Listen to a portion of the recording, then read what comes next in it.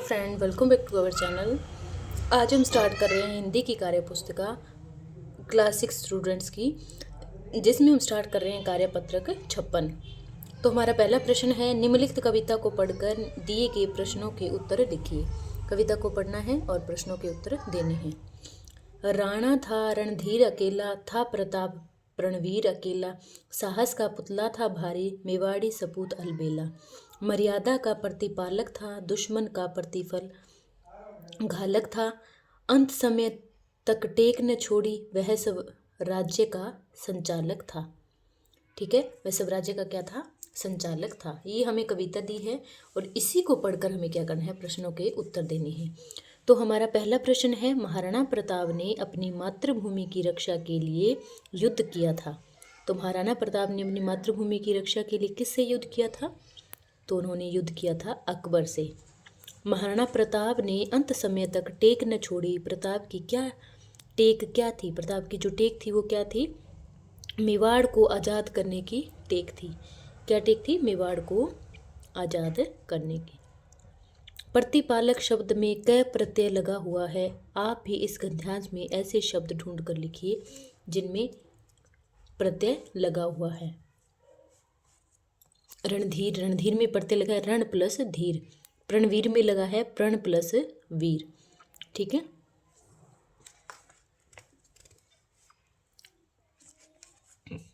Next प्रश्न है, महाराणा प्रताप ने अपने देश की स्वतंत्रता के लिए संघर्ष किया, कभी हार नहीं मानी। ऐसे ही महान देशभक्तों के नाम लिखिए। तो ऐसे में सुभाष चंद्र बोस, मंगल पांडे, बाल गंगाधर तिलक, विपिन चंद्र पाल, भगत सिंह, लाला लाजपत राय। ठीक है, तो ये सारे ऐसे महान देशभक्त हैं। अगला हमारा प्रश्न है, उपयुक्त पद्यांश में महाराणा प्रताप की कौन कौन सी विशेषताएं बताई गई है, लिखिए। तो महाराणा प्रताप को रणधीर, प्रणवीर, साहस का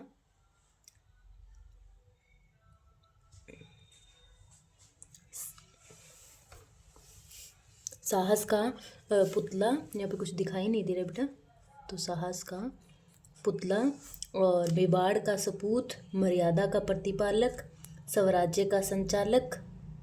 ठीक है, क्योंकि ये जो पोइम है ना, जो कविता ऊपर लिखी है, उसमें सब में दिया इत्यादि विशेषताओं वाला बताया गया है, क्योंकि सब में दिया हुआ है। देखो, महाराणा प्रताप को रणधीर कहा गया है, प्रताप रणवीर कहा गया है, साहस का पुतला, मेवाड़ी सपूत अलबेला कहा गया है, मर्यादा का प्रतिपालक, दुश्मन का प्रतिफल और स्वराज्य का संचालक।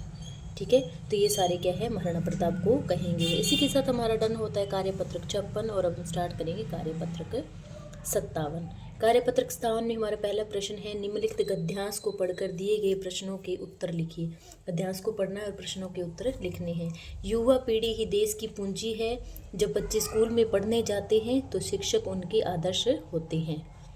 ठीक है, बच्चे उन्हें ही अपना हीरो मानते हैं, अपने गुरु की हर एक स्थिति को अपनी बनाना चाहते हैं, अपने जीवन में ढालना चाहते हैं। यही अमिट छाप बच्चों के साथ जीवन भर रहती है। इसलिए शिक्षक अपने जीवन को इस तरह जिए कि देश की युवा पूंजी सुदृढ़, सच्ची व योग्य बने। ठीक है, तो देश की पूंजी बताया गया है इसमें। देश की पूंजी किसको बताया गया है? युवा पीढ़ी को देश की पूंजी बताया गया। तो इट मीन्स यहाँ पर सेकंड ऑप्शन करेक्ट हो जाएगी, युवाओं को देश की पूंजी बताया गया है। दूसरा प्रश्न है, युवाजनों के आदर्श होते हैं। युवाजनों के आदर्श कौन होते हैं? तो शिक्षक है वो युवाजनों के आदर्श होते हैं। इस गद्यांश का शीर्षक हो सकता है आदर्श शिक्षक, न कि नेता कृषक देश नहीं होता, इसका हो सकता है आदर्श शिक्षक। योग्य का विलोम क्या होगा? यहाँ पर योग्य का विलोम हो जाएगा अयोग्य। पांचवा प्रश्न है, बच्चों पर किसकी अमिट छाप जीवन भर रहती है? तो बच्चों पर अपने गुरु के जीवन की छाप है जो जीवन भर रहती है। ठीक है, अब हमारा छठा प्रश्न है, शिक्षक को अपना जीवन किस प्रकार जीना चाहिए? तो शिक्षक को अपना जीवन इस प्रकार जीना चाहिए कि इसमें देश की युवा पीढ़ी सुदृढ़, सच्ची व योग्य बन सके। जिसमें देश की युवा पीढ़ी सुदृढ़, सच्ची व योग्य बन सके। हमारा सातवां प्रश्न है, अपने प्रिय शिक्षक के बारे में लिखिए तथा यह भी बताइए कि वो आपको अच्छे क्यों लगते हैं।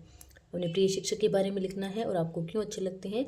तो मेरी प्रिय शिक्षक गणित के विषय के अध्यापक कर लो, या फिर साइंस के जो भी आपको हिंदी के कर लो, ठीक है। तो इसमें इस बच्चे ने लिखा है कि मेरे प्रिय शिक्षक गणित विषय के अध्यापक हैं, श्रीमान दीपक जी हैं। वे हमें सख्त तरीके से जो गणित विषय समझाते हैं और बहुत ही सरल तरीके से गणित विषय समझाते हैं, और साथ ही हमारे जीवन में हमें क्या क्या करना है यह भी बताते रहते हैं। तो ये हमारा डन होता है कार्यपत्रक 57। अगला हमारा कार्यपत्रक है 58। इसमें हमारा पहला प्रश्न है, निम्नलिखित गद्यांश को पढ़कर दिए गए प्रश्नों के उत्तर लिखिए। निम्नलिखित गद्यांश को हमें पढ़ना है और प्रश्नों के उत्तर देने हैं। पैदल चलना हमारे जीवन का अहम हिस्सा है। प्रातः सूर्योदय से पहले उठकर दैनिक सोचक्रम से निपटकर हमें सूर्य का अभिवादन करना चाहिए। सुबह जितना संभव हो पैदल चलना चाहिए। सुबह की बहती हवा हमारी प्राणवायु है। पक्षियों का चहचहाना, पेड़ पौधों की सुगंध हमें पूरा दिवस एक ऊर्जा से जीने की ताकत देती है। इस आदत को अपनाने से रोग हमसे दूर रहेंगे और शरीर हमारा निरोग रहेगा। ठीक है, ये हमें गद्यांश दिया हुआ है, इसको पढ़कर हमें क्या है प्रश्नों के उत्तर देने हैं। तो उपयुक्त गद्यांश में महत्व दर्शाया गया है। किसका महत्व दर्शाया गया है? पैदल चलने का महत्व है जो दर्शाया गया है। अभिवादन करना शब्द का सही तरीका है। अभिवादन करना क्या है? शब्द का सही तरीका है। तो अभिवादन का मतलब होता है स्वागत करना। प्राणवायु किसे कहा गया है? तो प्राणवायु किसे कहा गया है? सुबह की बहती हवा को प्राणवायु कहा गया है। चौथा प्रश्न है, सुबह सुबह ऐसी कौन सी स्थितियां हैं जो हमें ऊर्जा से भर देती है? सुबह सुबह ऐसी कौन सी स्थितियां हैं जो हमें ऊर्जा से भर देती है? तो सुबह की ताज़ा हवा, पक्षियों का चहचहाना, पेड़ पौधों की सुगंध, वो हमें क्या कर देती हैं? ऊर्जा से भर देती है। ठीक है, अगला हमारा प्रश्न है, वह कौन सी आदत है जिससे अपनाने से हम निरोग रहते हैं? तो व्यायाम करना, योग करना। ठीक है, जैसे सुबह पैदल चलना, योग तथा व्यायाम अपने जीवन में अपनाने से हम निरोग रहते हैं या निरोग रहेंगे। सुबह पैदल चलने से क्या क्या फ़ायदे हैं लिखिए। तो सुबह पैदल चलने से हमारा शरीर है वो स्वस्थ रहता है, मांसपेशियां हैं वो सुचारू रूप से कार्य करती है और शरीर में ताजगी और स्फूर्ति आती है। और ताजगी लिखना यहाँ पे, स्फूर्ति भी लिखना, और क्या है, ऊर्जा का संचार होता है। तो ये हमारा डन होता है कार्यपत्रक 58। और अब हम स्टार्ट करेंगे कार्यपत्रक 59। निम्नलिखित गद्यांश को पढ़कर दिए गए प्रश्नों के उत्तर लिखिए। गद्यांश को पढ़ना है और दिए गए प्रश्नों के उत्तर लिखने हैं। भारतीय डाक व्यवस्था का जो उन्नत स्वरूप आज हमारे सामने है वह हजारों वर्षों के लंबे सफ़र की देन है। भारत जैसे विशाल व विविधतापूर्ण देश को डाक व्यवस्था ने एकता के सूत्र में बांधा है। इंटरनेट के युग में भी हाथों से लिखे शब्दों का स्नेह इसी डाक प्रणाली ने जीवित रखा है। सबके सुख दुख को एक जगह से दूसरी जगह पहुंचाने में हमारी डाक व्यवस्था व डाकिये धुरी का काम करते हैं।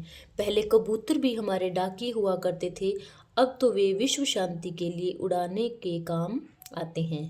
तो हमारा पहला प्रश्न क्या है? अब तो वे विश्व शांति के उड़ाने के लिए काम आते हैं। तो अब तो विश्व शांति के उड़ाने के काम क्या आते हैं? कबूतर। तो हमारा सेकंड ऑप्शन करेक्ट हो जाएगा। भारतीय डाक व्यवस्था से संबंधित जो वाक्य सही नहीं है उस पर निशान लगाइए। हमें हमारे देश को उन्नत किया, डाक व्यवस्था हजारों वर्षों का लंबा सफ़र है, हमारी डाक प्रणाली मृत है, मृत नहीं है हमारी डाक प्रणाली। तो ये ऑप्शन करेक्ट नहीं है, ये वाक्य गलत है। तो इस पर हम टिक करेंगे, उस पर हम निशान लगाएंगे। ठीक है, तीसरा प्रश्न है, हाथ से लिखे पत्रों में स्नेह कैसे जीवित रहता है? तो हाथ से लिखे में स्नेह से लेके, जो व्यक्ति हाथ से पत्र लिखता है वह अपने मन की भावनाओं को पूर्णतः पत्र में भर देता है, इससे स्नेह है जो वो जीवित रहता है। चौथा प्रश्न है, भारत की विविधतापूर्ण संस्कृति को किसने एकता के सूत्र में बांधा है? तो भारतीय डाक व्यवस्था ने जो भारत की विविधतापूर्ण संस्कृति है उसको एकता में बांधा है। 5वां प्रश्न है, डाकिए हमारे जीवन की धुरी है कैसे? हमारे जीवन की कैसे धुरी है? क्योंकि डाकिए पत्रों के माध्यम से हमारे सुख दुख को एक जगह से दूसरी जगह पहुंचाने का कार्य करते हैं। ठीक है, नेक्स्ट क्वेश्चन है लास्ट हमारा छठा, उपयुक्त गद्यांश का सार अपने शब्दों में लिखिए। तो भारतीय डाक व्यवस्था सबसे प्राचीन व उन्नत है। डाक व्यवस्था ने भारत की विविधता में एकता का कार्य किया है, हमारे विचार व सुख दुख को एक स्थान से दूसरे स्थान तक पहुंचाता है। तो ये था हमारे उपयुक्त गद्यांश का सार। इसी के साथ हमारा कंप्लीट होता है कार्यपत्रक 59 और अब हम स्टार्ट करेंगे कार्यपत्रक 60। इसमें हमारा पहला प्रश्न है, देखिए, निम्नलिखित कविता को पढ़कर दिए गए प्रश्नों के उत्तर लिखिए। युग युग से हम रहे उपासक, गेती और कुदाली के हल्की नोक लिए लिखते हम गीत, यहाँ खुशहाली के दर्शन होते इंद्रधनुष के या संध्या की लाली के। हल्की नोक लिए लिखते हम गीत, यहाँ खुशहाली के। कोयल मोर पपीहे गाते शाम घटा दहराती है, मधुर स्वरों में कोकिल कंठी बहुए गीत सुनाती है। ठीक है, ये हमें क्या कविता दी है और इसी कविता को पढ़कर हमें प्रश्नों के उत्तर देने हैं। तो युग युग से हम किसके उपासक रहे हैं? तो हमारी कविता में लिखा हुआ है कि गेंती और कुदाली के हम युग युग से उपासक रहे हैं। दूसरा प्रश्न है, वर्षा ऋतु में आकाश में किसके दर्शन होते हैं? तो वर्षा ऋतु में आकाश के इंद्रधनुष के दर्शन होते हैं। वर्षा के मौसम में गीत कौन गाता है? तो वर्षा के मौसम में गीत है जो कोयल गाती है।